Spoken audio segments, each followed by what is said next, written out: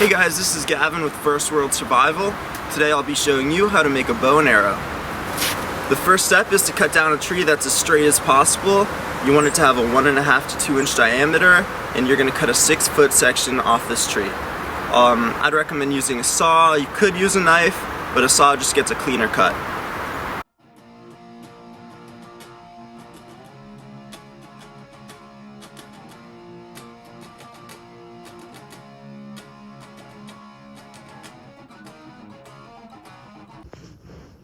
Now that the tree's cut, I'm going to section off the parts that I want to use.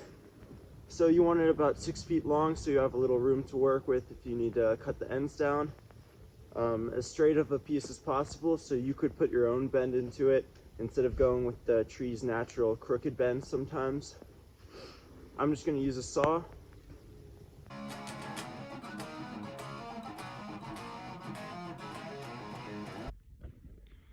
Once you got the piece cut off about 6 feet long, you want to get all these little knots out of the wood where the branches were. I'd say just take a knife or a hatchet, chop them off. This is the easiest way.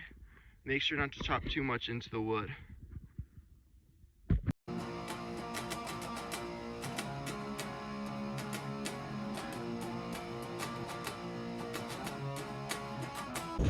Before you start taking the bark off of your bow, you're going to want to find the belly of it. So let's say I hold it like this, you'll see it roll, and it always rolls so the belly is going to be on your palm. Do it again, and I rolled right back to it. So that's how I know this little side right here is going to be the inside where I'm going to pull it. Now I'm going to mark the belly just so I know which side it is before I shave the bark.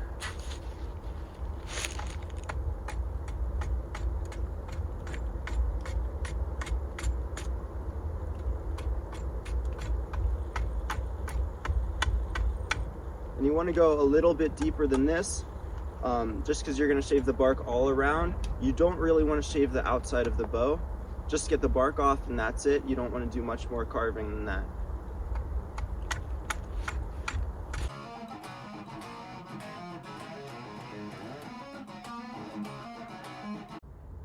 One tip to this so you don't screw up your knife, use the back of it. If it's any coarse at all, it'll be just as good as the blade side.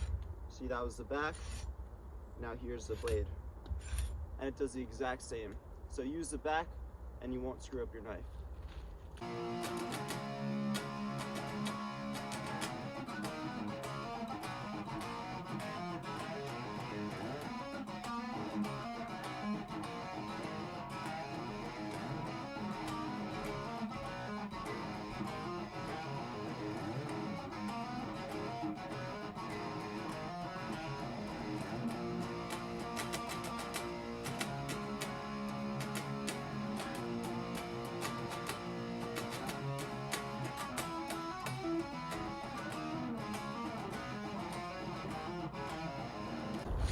The next step is to turn this round stick into a flat plank before it's going to be able to bend.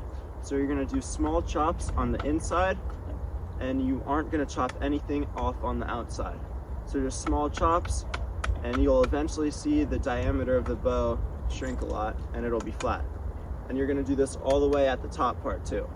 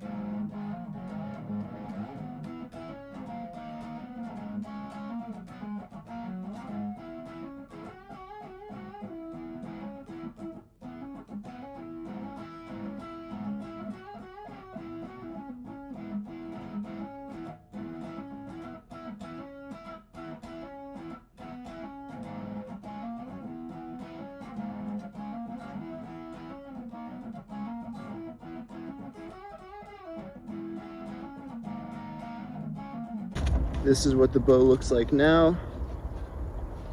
I'd say it's about an inch to 3/4 of an inch thick all around. And the next step is going to be to sand it down, but you're going to want to wait about a week or two after you cut it like this so it could dry. And when you let it dry, it gets a lot more power and pull back. The next step is to sand the belly of the bow.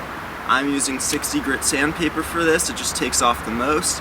Then after this, I'm going to do 100 grit. 100 kind of smooths it a little bit, but not too much. You could obviously go up to 200, even 1,000 if you wanted, but you really don't need to. I just do 60 and then a nice cleaner 100 after this. So you're going to start. Hopefully you guys all know how to sand by now. You want to get all these little rough parts off, and the coarse grit will make it so you could clean up everything. You could actually get chunks off, and it'll make it a lot easier to bend. It'll make it way smoother to use also.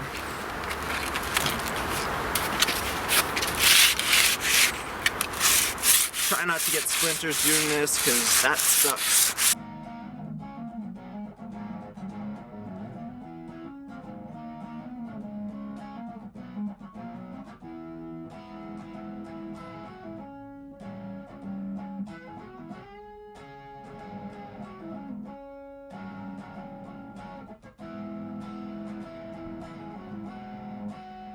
If you're getting tired of sanding like I am, there's one thing you could do while you wait so you aren't unproductive. Cut at a V angle just a little bit at the ends so you could get the string on easier. I'll show you what I mean in just a sec. Just make small cuts at the bottom, very small, and try to get this more at a V angle. You don't want it to go too far in because then it'll snap when you bend. I'll show you what I have when I'm done.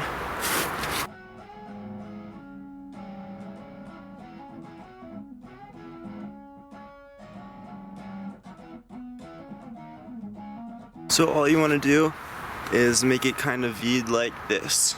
I did it on the other side, but not every stick is going to be symmetrical, so it doesn't fully work.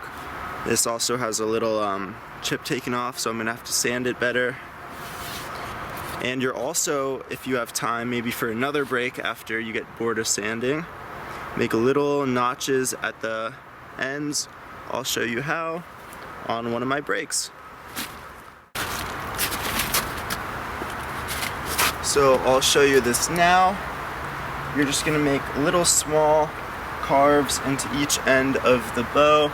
It's probably easier for you guys to just do it rather than me explain it. My knife's not perfect for this. But you just wanna make small carves enough to make your string fit in well. So I guess just grooves is the best way to describe it.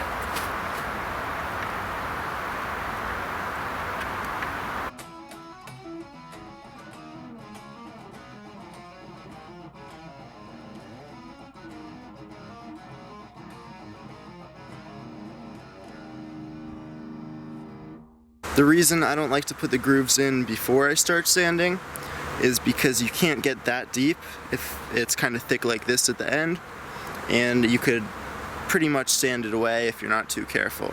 So I'd rather just start sanding and then put these in and sand a little bit more after.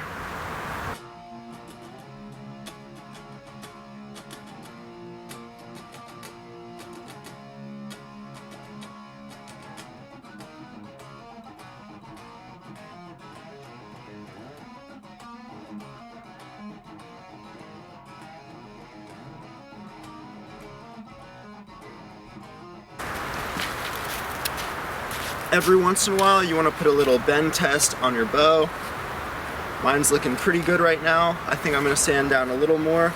You could tell that it's not bending enough around this part, so that means it's more likely to crack. And if at any point you're doing a bend test and you hear some cracking, you're going to have to do a lot more sanding, and I'm sorry you made it to this point. Your bow's not going to be as good. You might have to restart. My last bow I heard some cracking. I still had a good bow, I had a bunch of shots, and then I pulled it a little too far back once it was done and it snapped. So cracking doesn't necessarily mean it's over, but it's not a good sign.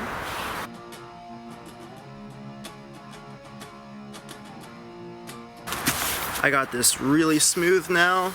Well, not perfectly, but smooth enough to not give me a splinter. That's how you know it's time to switch to the next grit. I'm using 100, I think that's a good leap. I don't really need it to be super smooth. Like right now it's good enough, but 100 will clean it up a little bit more.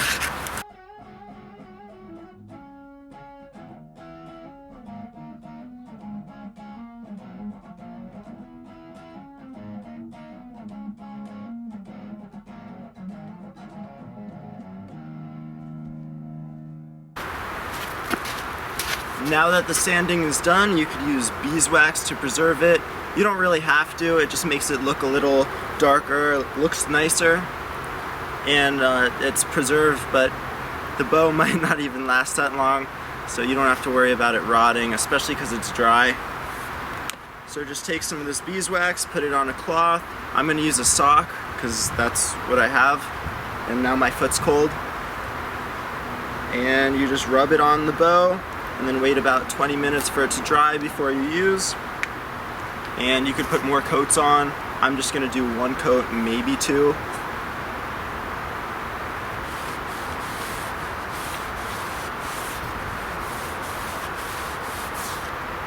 And it smells nice.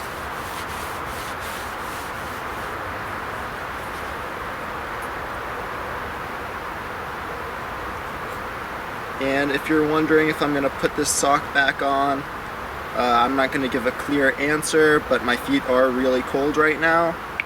So you could probably guess. You know, just beeswax. Not that gross. Probably.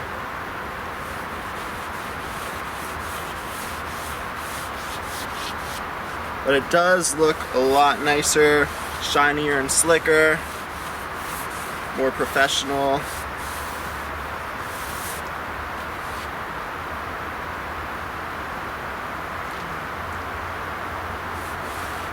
And I'll let this dry and I'll come back and show you how it looks. I'll even string it up for you. Probably won't teach you how to string it up because I don't know the right way, or I'll just teach you my way, which is good enough. Now that the bow is dry and ready, you're gonna tie some type of tightening knot, and this is gonna be what you put on second. This is just my way of tying my bow, which if you know the right way and I'm doing something wrong, you could laugh at me, whatever. You're gonna, I guess, string this part on now.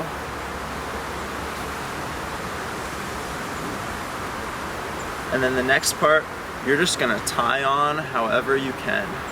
I just do a bunch of random knots, and it ends up working. Like, there's nothing wrong with the bow, I just don't think it's technically right what I'm doing.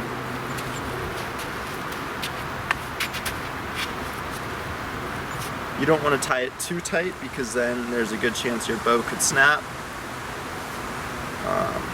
Wrap it around a couple times, then you go under the bowstring and pull it in the other direction.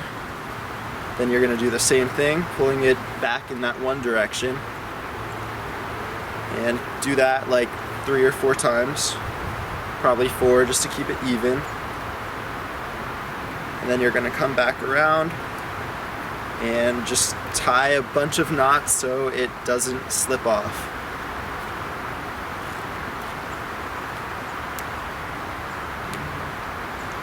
And it'll stay, it'll, you know, shoot well too. It's just this is technically not the right way, I don't think.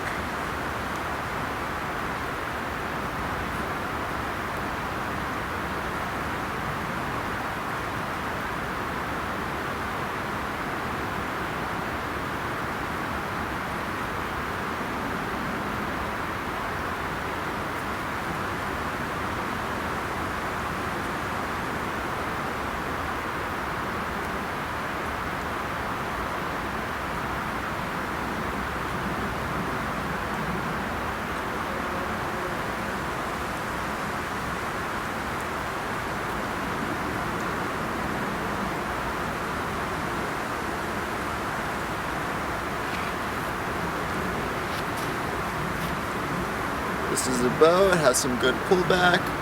Apparently you're not supposed to dry fire it, which means just firing it without an arrow. I don't really see how that makes sense, but I'm still not gonna do it because it's a rule, you know, I'll follow those, right?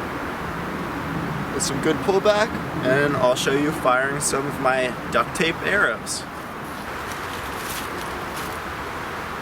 I am not a good shot yet, so I'm gonna hit this tree, which is probably about 20 feet away from me, just to show you guys that the bow works.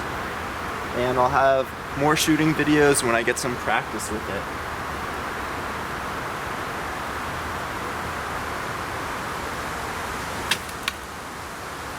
My unsharpened arrow got into the tree, so that shows how much power it has. The aim is alright. I don't even know where I was aiming, just in the general area about 3 feet high on the tree. And I kind of hit that, so I'll bring back more videos of bow shooting, and I'll bring my crossbow. I just need to make some more arrows. Thank you for watching this video. Remember to like, comment, and subscribe.